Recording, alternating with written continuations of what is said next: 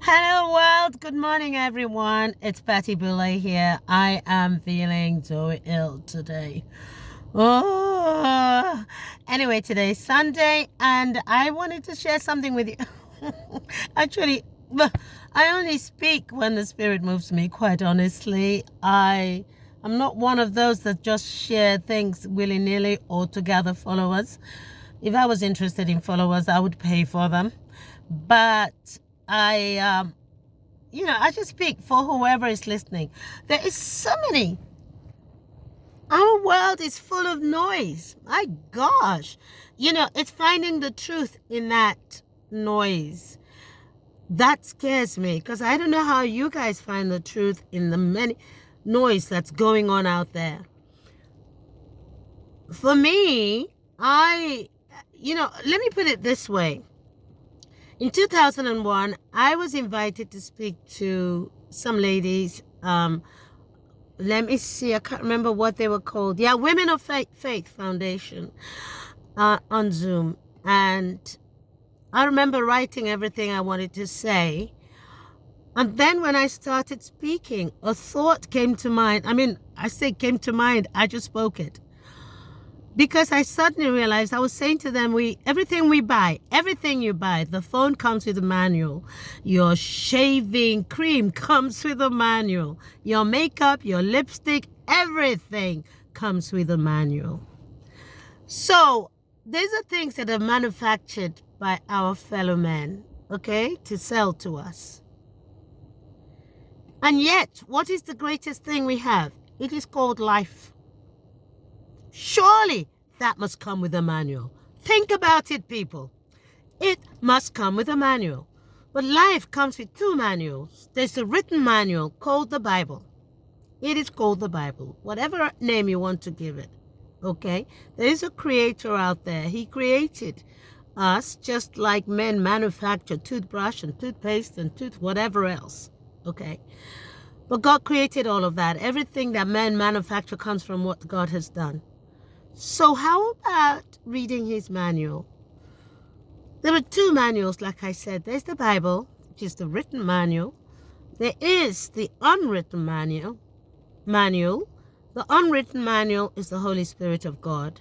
Oh, I can guarantee you that is the greatest manual there is.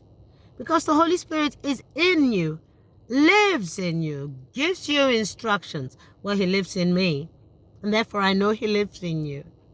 The Bible, the written manual, and the unwritten manual, which is the Holy Spirit, those two go hand in hand. When you read the written manual, you understand how to connect with the Holy Spirit. You understand how to listen to the voice of the Holy Spirit.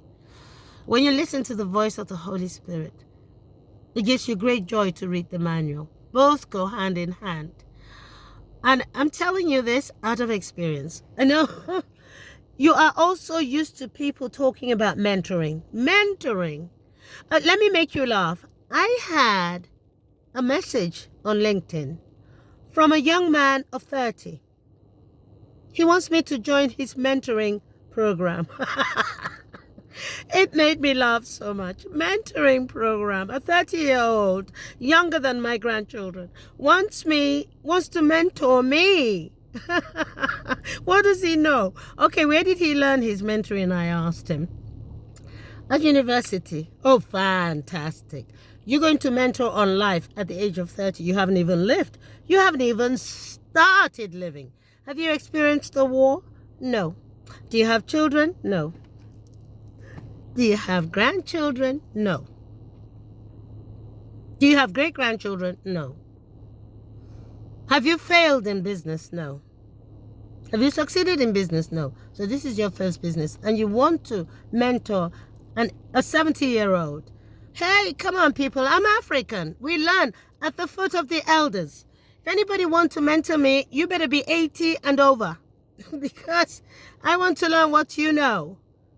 Not what somebody else taught you, but what you have experienced, what you know. Okay, so that I went mentoring. Seriously, is this what mentoring is?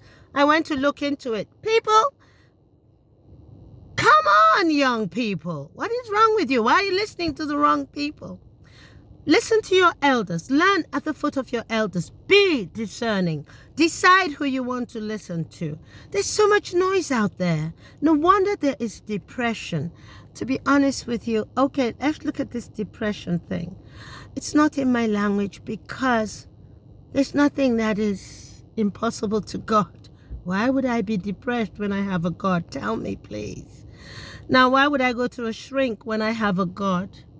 When I have the Holy Spirit, I have the written manual and the unwritten manual, which my shrink probably needs better than I do.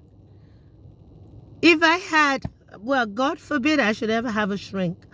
So please listen, people. Think. There's so much noise out there. Be discerning about what you put in your brain. Your brain is like a sponge.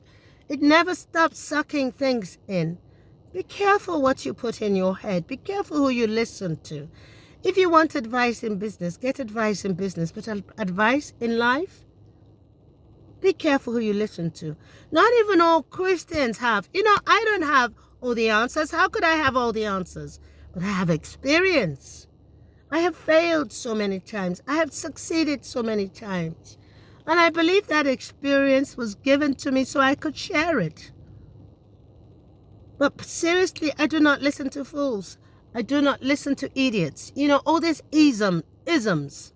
Okay, young women have been misled. When they get to their 50s, too late. Too late to turn the clock back. Because you've listened to, it's attractive. Isms are attractive, not for me. When I was growing up, we had Mao Zedong's little red book all over the place. And you'd think I would be affected by it. I read it, took what I wanted, and dropped what I didn't want. Most of it was amusing, actually, and most of it just showed me how idiotic humans can be. It's like feminism. My first encounter with feminism, I was like 13, and I was growing breasts. I was doing sports at school, and somebody said, and I wanted bra. I wanted good bra because, it hurt to do 100 meters and long jumps and things with your breast bouncing everywhere. And somebody said, women's movement, women are burning their bra in Europe. I said, well, whoever's burning their bras don't do sports. And they obviously are not growing breasts yet. And then I get to Europe, what do I find?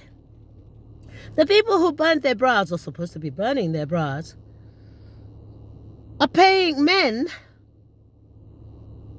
to enhance their breasts or to give them breasts they never had. I don't know. Life is strange. I really don't understand it, people. I don't like to be misled. You become what you think. You become what you let into your head. And so I'm glad I didn't listen to that stupid nonsense about burning bras. As for hating men, we were never created to be alone. I keep telling it to people. My voice, like I said, I feel horrible today, okay, because I'm full of cold. But my voice, I think my life was not created to be alone, seriously. And I pray to God I won't be. Thank God I have children and grandchildren. Please, God, I will never be alone. We were never created to be alone. And when we cause it ourselves, that's a shame. Of course, people lose partners. But that's why we have children. That's why we have children. Because life continues. Our children, we sacrifice for our children. And with the hope, bring them up the right way. They will sacrifice for us. That's how it works. I was not brought up by any government. I was brought up by my mother. Brought up by my mother, my aunties, people around me, my community, my society.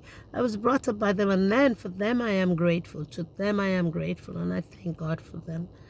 So people, please, read the written manual of life. Please, the Bible, read it, follow it, digest it, pray over it. If you're having difficulties, pray before you read it.